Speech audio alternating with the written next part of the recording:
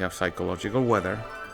If the character's blue, it's gonna be not a sunny day, right? So we played a few tricks as well with that, but that's fairly common practice. But psychological lighting, there's things that unless you point them out, you wouldn't notice that. The beginning of the movie is very moody and it's mostly overcast. The color palette is very limited. The message is very strong. The place is desolated, people are not happy. Polish guys, we know how weather, can influence mood and, You only had to research the sunny part of the film. Yes. All right. So that was good to come but to Spain help us. We had the full span, the full spectrum. So it's very effective at completely saturated palette where everything feels like this place is the worst, right? But then we had to gradually bring in the light. It needs to be daylight, but it cannot be sunny, warm daylight. Letters. You're coming up with really interesting palettes where it's daylight, but it feels sickly. There is sunlight, but something is off with the colors, and it doesn't feel like it's a pleasant kind of it's midday, but it's not pleasant. No letters? But how am I supposed to get out of...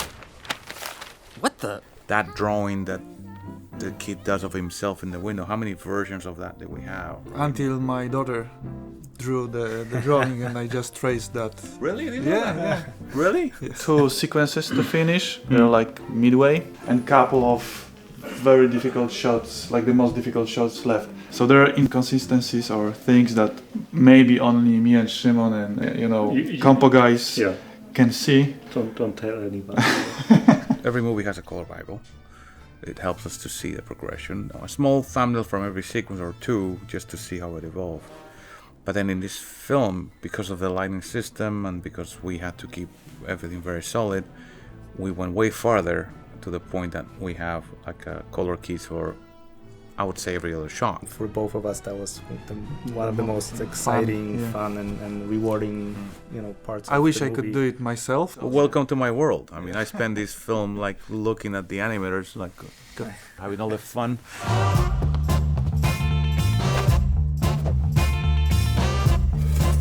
Jesper just had this idea.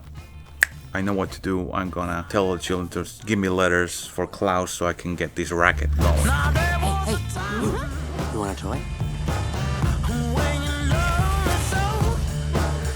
Hey, would you like a brand new toy? Since that moment was a bit shady for Jesper. Yeah, our inspiration for that sequence is, Jesper essentially selling drugs to kids, He's a shady character, so we keep him in shade, so we never show him in full light. He's always, in the shadow of something. All right. And then there was the opposite. There was a moment where we needed Jesper to be on the spotlight. This is a sequence we call exposed, and that's that moment when the secret's out and everybody knows that he was only one letter so he could get back to his old life.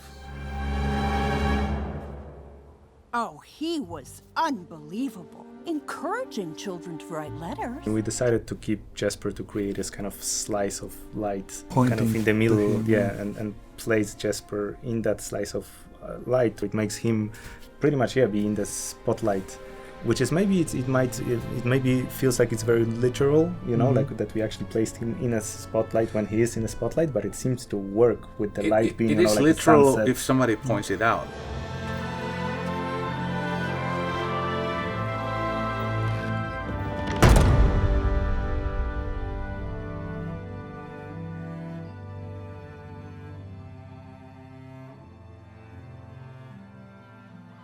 There's a way to make something truer without painting realistically, and I was very shocked when you told me doing something look real is easy, which to me is the other way around. It's that's something I could never do, but you say no, the real difficult part is to make something that doesn't look real but feels like it exists. You only need to find a few key elements without really going to super tiny details to make it feel like it is real, and it's actually simpler to understand for the eye. But since I don't know how to do that, to me that's magic. This is one where, again, things are working a lot better. There's less texture on the kid. There's a very fine line between losing the texture and then having... and the contrast between skin, hair and clothes is super pleasing to the eye. Cool. Thank you guys. Thank you. Do I pin this one? Yes. That's the medal. That's the one. Medal of honor. No, thank you. Next time, purple.